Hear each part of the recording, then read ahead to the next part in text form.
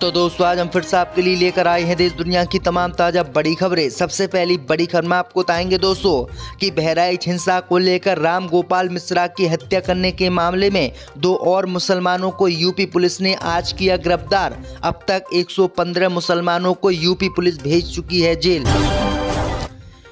Iran पर हमला करना इजराइल को पड़ा भारी, ईरान पहुंच गया संयुक्त राष्ट्र में बुलाई गई है इमरजेंसी बैठक, चीन रूस ने खुलकर ईरान का दिया साथ। स्वरा भास्कर के पति फहद ने छोड़ी समाजवादी पार्टी, शरद गुट में हुए शामिल, नवाब मलिक की बेटी के खिलाफ लड़ेंगे महाराष्ट्र में चुनाव। हिजबुल्लाह से जंग लड़ना इजराइल को पड़ा भारी, हिजबुल्लाह ने इजराइल के उत्तरी इलाके पर किया कब्जा, उत्तरी इलाके की बस्तियां यहूदियों को खाली करने का दिया आदेश। फिलिस्तीन की जमीन पर कब्जे करने वाले इजराइल की जमीन पर हिजबुल्लाह ने कर लिया कब्जा। लॉरेंस बिश्नोई पर फिर से करनी सेना के राज शेखावत ने किया बड़ा ऐलान, बोले जो भी साबरमती जेल में इसको मारेगा उसको देंगे 1 करोड़ रुपये। तो दोस्तों सभी खबरों को आपको एक एक कर बताने वाले हैं, वीडियो को लाइक कर चैनल को सब्सक्राइब कर दें। इसी बीच पर तो दोस्तों अगली खबर की ओर, तो बहराइच हिंसा के मामले में 2 और आरोपियों को उत्तर प्रदेश पुलिस ने किया गिरफ्तार, 115 लोग अब तक जा चुके हैं जेल। जय दोस्तों आपको बता दें कि उत्तर प्रदेश के बहराइच में मूर्ति विसर्जन के दौरान हुए दंगे को लेकर उत्तर प्रदेश पुलिस ने बड़ी कार्रवाई आज की है। दरअसल आपको बता दें कि मूर्ति विसर्जन के दौरान राम गोपाल मिश्रा की हत्या करने के मामले में 2 और आरोपियों को उत्तर प्रदेश पुलिस ने आज गिरफ्तार किया है। खबर सामने निकल कर आई दोस्तों कि इस तरह अब तक यूपी पुलिस द्वारा 115 आरोपियों को गिरफ्तार किया जा चुका है। इसके अलावा पुलिस द्वारा सीसीटीवी और वायरल वीडियो के आधार पर भी आरोपियों की पहचान की जा रही है और उन्हें पकड़ने का प्रयास किया जा रहा है। कहा जा रहा है कि इस प्रकरण में अभी और गिरफ्तारियां हो सकती हैं। दरअसल आपको बता दें कि बहराइच में हिंदूवादी संगठनों ने मुसलमान के घर पर चढ़कर उसका झंडा उतारा और विवादित नारे लगाए। इसी मामले को लेकर हिंसा भड़की, राम गोपाल मिश्रा नाम के एक लड़के की मौत भी हो गई थी और अब उत्तर प्रदेश पुलिस ने 115 लोगों को जेल इस मामले में भेज दिया है। इसी बीच पर तो दोस्तों अगली खबर की ओर, तो इजराइल ने ईरान पर किया हमला, तो ईरान पहुंचा संयुक्त राष्ट्र, इजराइल के खिलाफ कार्रवाई की कर दी मांग। जय दोस्तों आपको बता दें कि हिजबुल्लाह और इजराइल के बीच इस समय जंग लेबनान में चल रही है। इसी जंग के बीच इजराइल ने कल ईरान पर मिसाइल हमला कर दिया था और फाइटर जेट भेजकर 3 शहरों पर बमबारी की थी। वहीं आपको बता दें कि इसी बमबारी को लेकर अब ईरान आग बबूला हो गया है। ईरान ने इजराइल के खिलाफ संयुक्त राष्ट्र जाने का ऐलान किया है।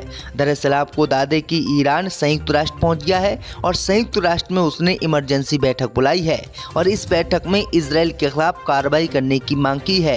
वहीं आपको बता दें कि संयुक्त राष्ट्र में ईरान को चीन और रूस का साथ खुलकर मिला है। चीन रूस ने ईरान का साथ दिया है और इजराइल के खिलाफ कार्रवाई की मांग की है।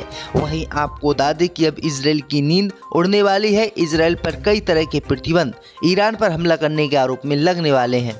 इसी बीच पर तो दोस्तों अगली खबर की ओर, तो स्वरा भास्कर के पति फहद ने छोड़ी समाजवादी पार्टी, शरद गुट में हुए शामिल।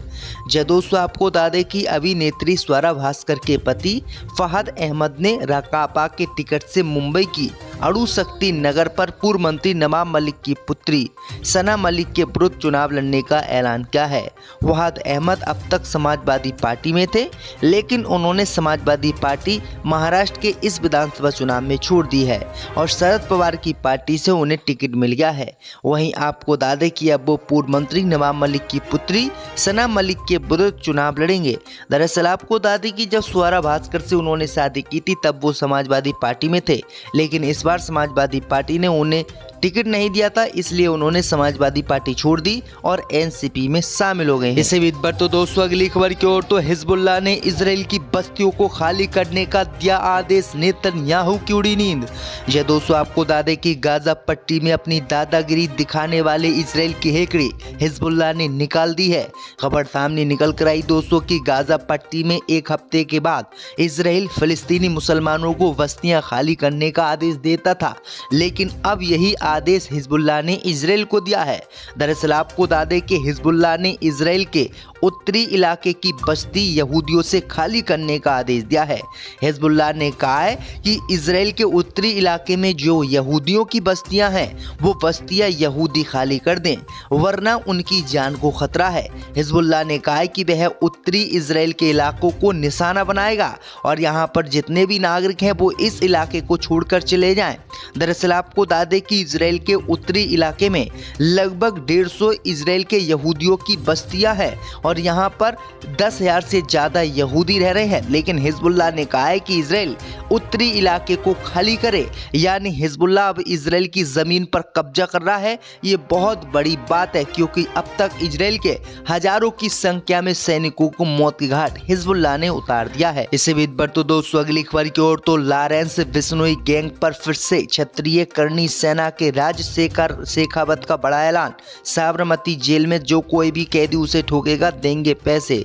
जय दोस्तों आपको बता दें कि करनी सेना के प्रमुख राज शेखावत ने गुजरात के साबरमती जेल में बंद गैंगस्टर लॉरेंस बिश्नोई को लेकर एक बार फिर से बड़ी घोषणा की है। उन्होंने कहा है कि पुलिस की जगह अगर कोई कैदी भी लॉरेंस बिश्नोई को मारता है तो उसे भी 1 करोड़ रुपए की इनाम की राशि दी जाएगी।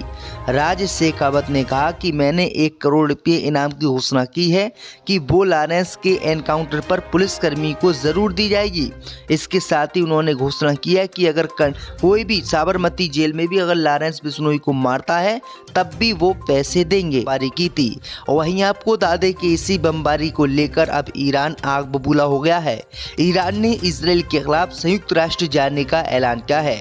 दरअसल आपको बता दें कि ईरान संयुक्त राष्ट्र पहुंच गया है और संयुक्त राष्ट्र में उसने इमरजेंसी बैठक बुलाई है और इस बैठक में इजराइल के खिलाफ कार्रवाई करने की मांग की है।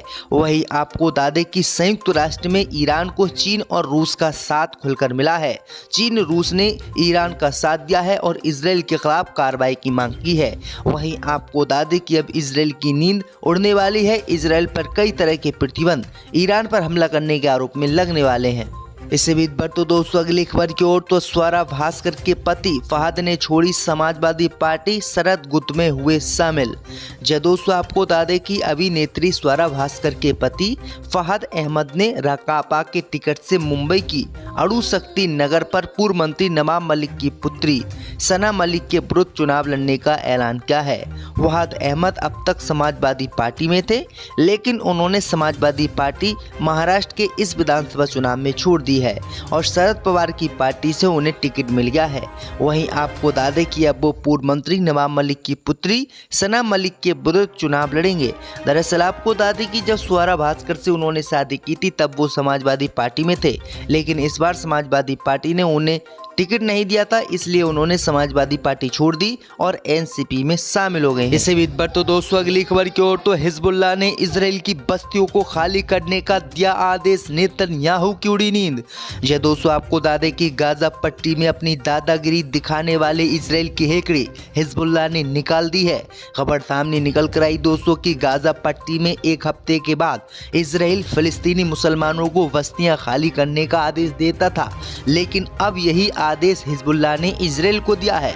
दरअसल आपको बता दें कि हिजबुल्लाह ने इजराइल के उत्तरी इलाके की बस्ती यहूदियों से खाली करने का आदेश दिया है। हिजबुल्लाह ने कहा है कि इजराइल के उत्तरी इलाके में जो यहूदियों की बस्तियां हैं वो बस्तियां यहूदी खाली कर दें, वरना उनकी जान को खतरा है। हिजबुल्लाह ने कहा है कि वह उत्तरी इजराइल के इलाकों को निशाना बनाएगा और यहाँ पर जितने भी नागरिक हैं वो इस इलाके को छोड़कर चले जाएं। दरअसल आपको बता दें कि इजराइल के उत्तरी इलाके में लगभग 150 इजराइल के यहूदियों की बस्तियां हैं और यहाँ पर 10,000 से ज़्यादा यहूदी रह रहे हैं। लेकिन हिजबुल्लाह ने कहा है कि इजराइल उत्तरी इलाके को खाली करे, यानी हिजबुल्लाह अब इजराइल की ज़मीन पर कब्जा कर रहा है। ये बहुत बड़ी बात है क्योंकि अब तक इजराइल के हजारों की संख्या में सैनिकों को मौत के घाट हिजबुल्लाह ने उतार दिया है। इसी बीच बढ़ तो दोस्तों अगली खबर की ओर तो लॉरेंस बिश्नोई गैंग पर फिर से क्षत्रिय करनी सेना के राज शेखावत का बड़ा ऐलान। साबरमती जेल में जो कोई भी कैदी उसे ठोकेगा देंगे पैसे। जय दोस्तों, आपको बता दें कि करनी सेना के प्रमुख राज शेखावत ने गुजरात के साबरमती जेल में बंद गैंगस्टर लॉरेंस बिश्नोई को लेकर एक बार फिर से बड़ी घोषणा की है। उन्होंने कहा है कि पुलिस की जगह अगर कोई कैदी भी लॉरेंस बिश्नोई को मारता है तो उसे भी 1 करोड़ रुपए की इनाम की राशि दी जाएगी। राज शेखावत ने कहा कि मैंने 1 करोड़ रुपये इनाम की घोषणा की है कि वो लॉरेंस के एनकाउंटर पर पुलिसकर्मी को ज़रूर दी जाएगी। इसके साथ ही उन्होंने घोषणा किया कि अगर कोई भी साबरमती जेल में भी अगर लॉरेंस बिश्नोई को मारता है तब भी वो पैसे देंगे।